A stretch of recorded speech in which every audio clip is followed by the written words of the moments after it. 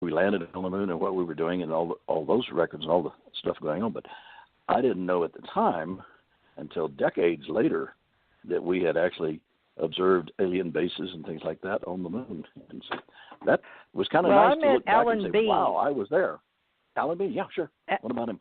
Do you remember Alan Bean? Of course I know him. Yeah. Really? You know him personally? I did too. See, there's one of our connections. Yay, we found it. Jim Irwin was my number one friend that probably spent nearly 1,000 hours with me inside of the LTA-8 lunar module in the vacuum chamber, getting things all ready for the main test. And I have over 5,000 hours in airplanes and in spacecraft, 3,000 hours in spacecraft testing on those. But I never got off the launch pad, doggone it. But anyway, I may have. We'll find out a little bit later when we want to talk about regression and Mars and Moon. Some of the things that are coming out of the woodwork since then that makes a lot of sense to me, having been that close to what was going on, which I sincerely believe was kind of a cover-up program. The whole American space program was to prove that we were ahead of the Russians. Yet there's all the evidence showing that we had a secret space program going on and had astronauts going to the moon as well as Mars and stuff. And I think you've got people that can come online that are now willing to come out and tell the truth and part of it that they were involved in. Sounds good to me. Right. Now, Alan Bean had an emblem on his gold and black Corvette, and I think it said Lunar Module Commander. Or they each got a... yeah. I guess I got stuck on the Chevy thing, but there had. Do you remember anything about their cars or the? You do? I do. This is amazing because I know you have to live it to. I mean, wow! This is firsthand information, folks. I'm amazed. What they did, they were assigned a mission. You had Apollo 9 was the first one in Earth orbit of the Apollo command module, and then we had Apollo 10 that went looped around the moon and came back. And then when we went with 11, at any rate, the Corvettes, they had a little symbol on the side that said CMP, LMP, depending on what their station was. Like command module pilot, the CMPs, that was the man that stayed in the command module while the other two guys went down to the lunar surface. You had LMP for the lunar module pilots, and those were symbols put on the cars, on the sports cars that they got. So each one of the teams, they had their own personal little Corvette that was their own little spacecraft, if you want to call it that had their label on the sides. Wow, Apollo 12 astronaut, 1969, folks. Gee, that was Alan Bean, and he was the fourth man to walk on the moon. But this is amazing because Ken lived this stuff. You can't just talk it.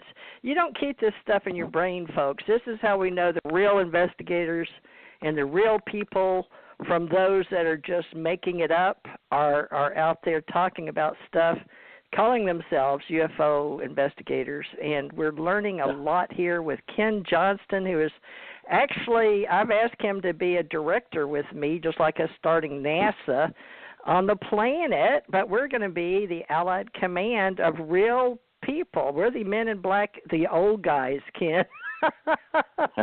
Did you ever see Men in Black? Tommy Jones.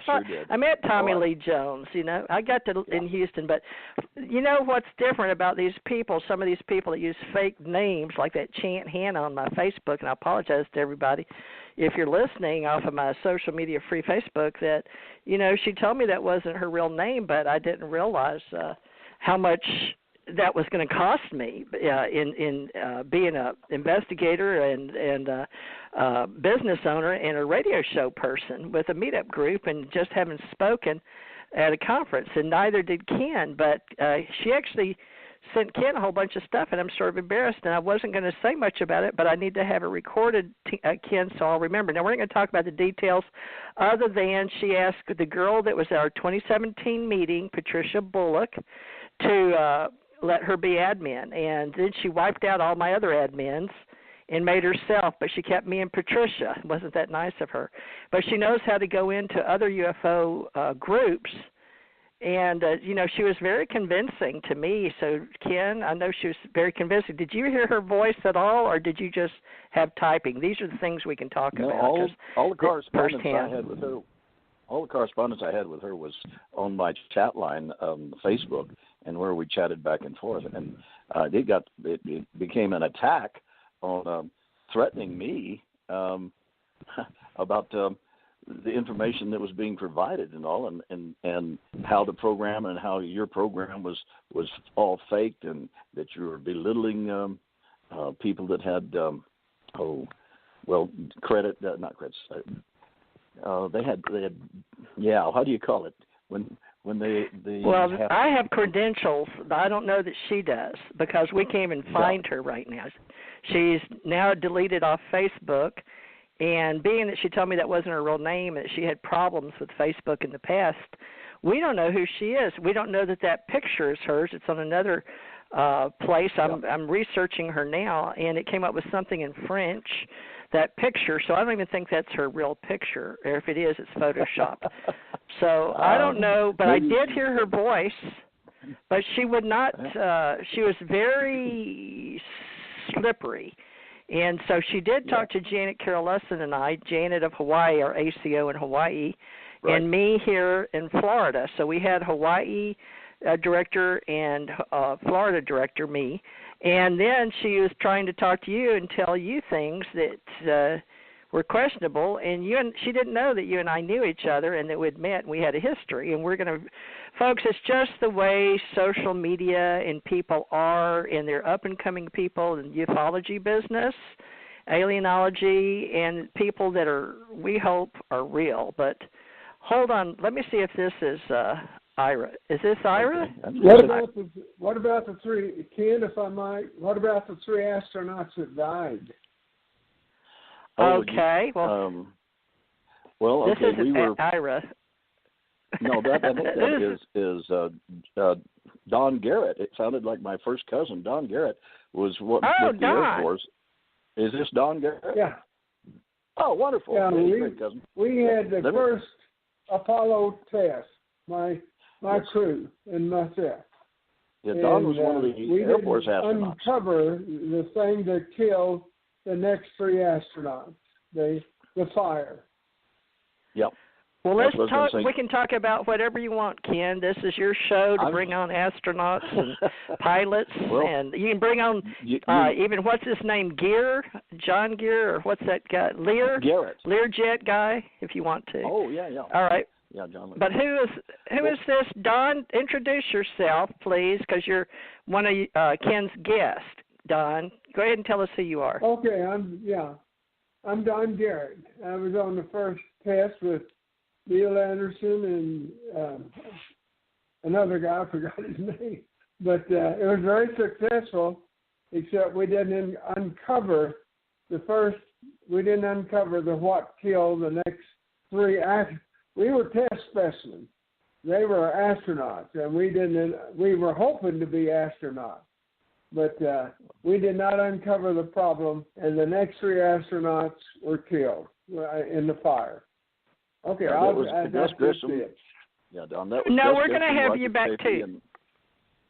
Gus Grissom, Go ahead. Roger Chafee, and Ed White were the three astronauts that did wind up dying. Now, cousin Don and then they tested the command module in Chamber A, the biggest vacuum chamber in the world, and Don actually was a captain in the Air Force and had been picked up as one of the Air Force astronauts.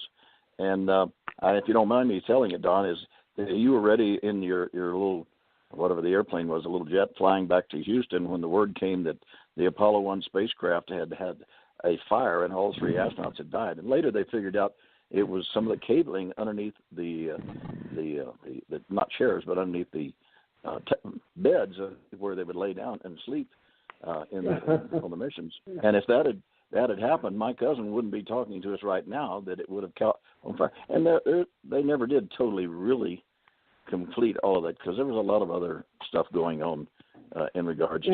In a way, our test was unsuccessful because we didn't uncover what was going to get the next three astronauts. And that's when you actually took your resignation from the Air Force and you didn't have enough time for retirement, and that's when he stepped down. So, yeah, he was he's lucky to be alive and be there, as well as I am with some of the events that took place here. I think there's been someone up above has been watching out for my cousin Don Garrett and for myself, so that we'd be ready, maybe just so we could be on your program and tell the truth about some of these space programs and the events that took place.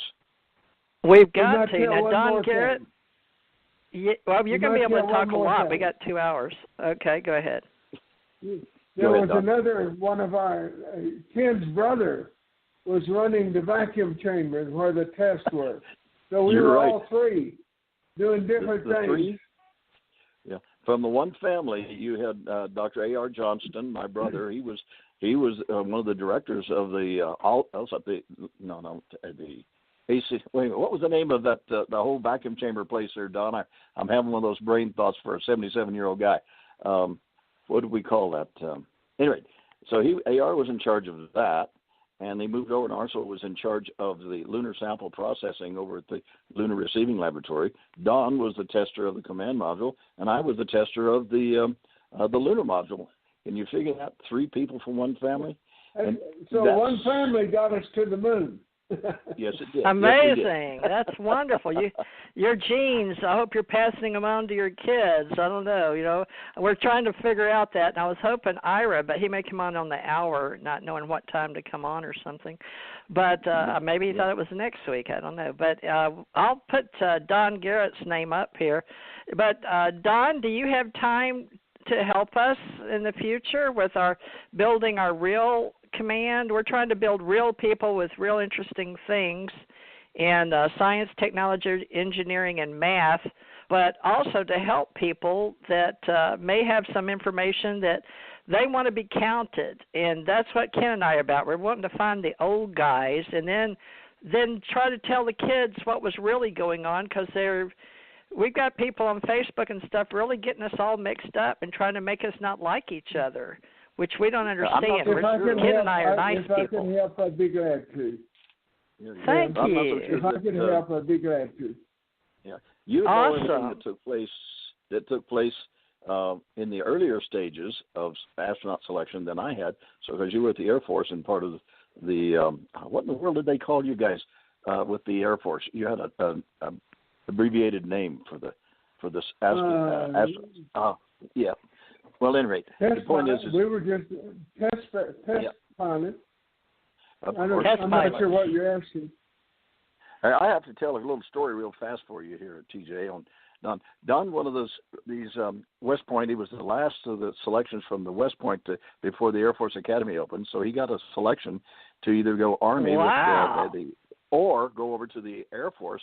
And he chose to take his commission in the Air Force instead of with the Army. Last class from the Army to go into the Air Force. That's right.